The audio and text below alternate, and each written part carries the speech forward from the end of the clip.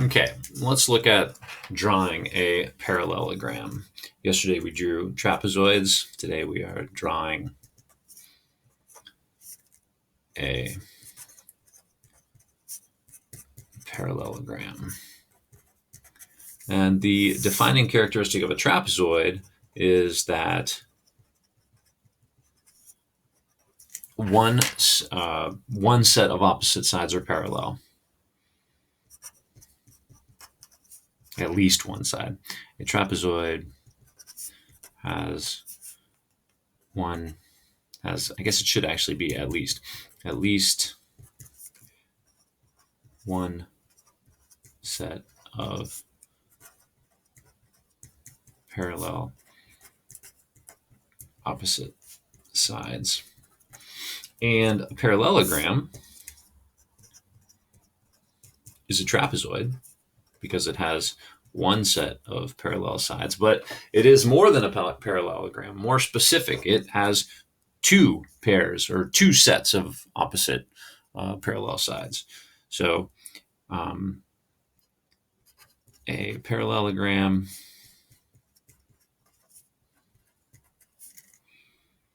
has, there's a better way to say that, has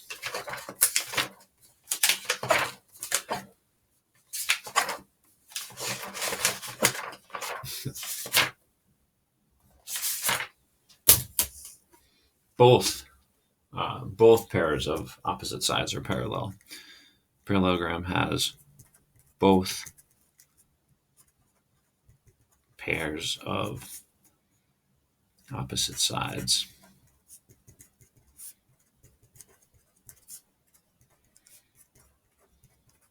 I still don't like the grammar of that sentence.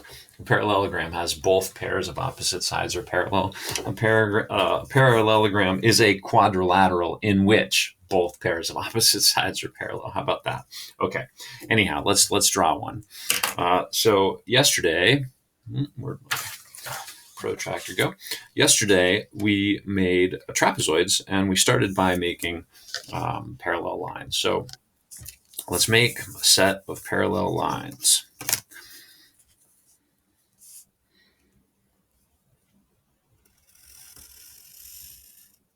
Okay, there's a line. Use my right angle template. Now I can slide it up and down. I'm holding down my straight edge. Let's go to, say, right about there. And now I have, that's a pretty nice set of parallel lines. Okay. And if we were making a trapezoid, then we would just close the figure with two other lines that would not need to be parallel.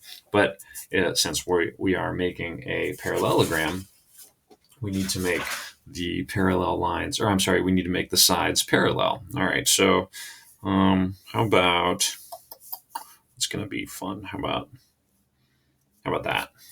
It's got a good angle to it. So there's one side, and now I need a line that is parallel to that. Right angle template. Really holding it down with my right hand now. And now I'm going to slide that to, let's actually make it a little bit narrow here. Okay, right like that. Okay. All right, so that looks pretty good. That looks pretty good. This is, maybe I'll erase this. Yeah, so there's a parallelogram, and I want to label these sides. So this will be side A. I'm sorry, angles A, B, C, and D. Okay, and I want to measure the inside of those. Now, this is the same as yesterday. So if you do not have a protractor, if you do have a protractor, measure the angles. If you do not have a protractor, then you can just assign measures to the angles based on some good math thinking. So for example, I can see that this is an obtuse angle, and I don't know, it's probably approaching about 130 degrees. So it's maybe someplace around in between 90 and 180. So 130, maybe 125. So that would be a decent guess. Let's see what I've got here. Actually measuring it. Okay, so that angle is right on at 120. I was pretty close. So 120 degrees. So that angle is 120 degrees. How about angle D?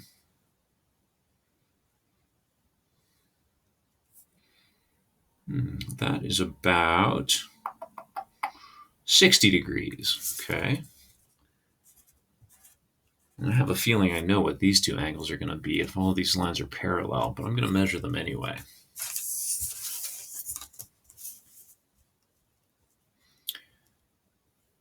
Okay, so we have, look at that. This one is also 120. So A and C are both 120 degrees. And I guess I know now that B is also going to be 120 degrees.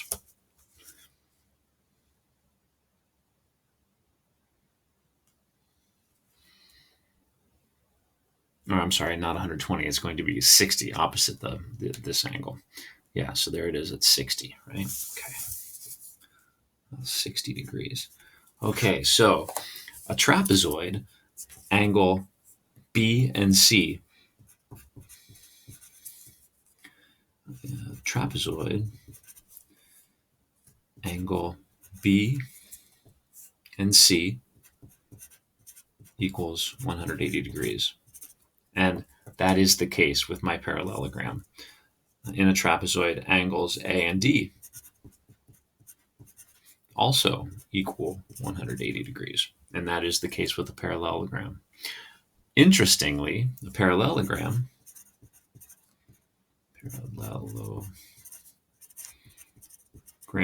you're going to wind up seeing that angles A and B in a trapezoid, they did not have to add up to 180 degrees, but you'll see that angles A and B also add up to a 180 degrees. So angle B plus angle C equals 180.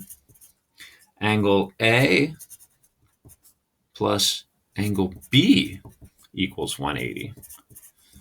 Angle, let's see, what do we do? A and B, B and C, C and D. Angle C plus angle D equal 180. C and D. And angle A plus angle D also equals 180. Same as a trapezoid.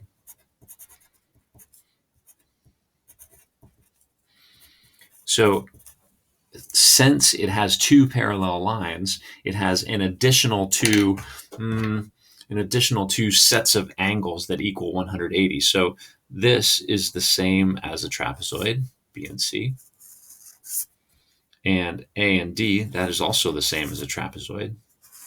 But since we have that second set of parallel lines, that second set of parallel sides, then we have two more sets of angles that equal 180 degrees. And then of course, if you add those up, that's going to be the sum of the internal angles of this quadrilateral. Like any quadrilateral is going to be 360 degrees. It's also interesting to note that A and C are equivalent and D and B are equivalent. Okay, so really taking a neat look at this parallelogram. Next step, let's see. Next step is to cut that out and, oh yeah, right. Okay, so let me see if I want to do this in another video though.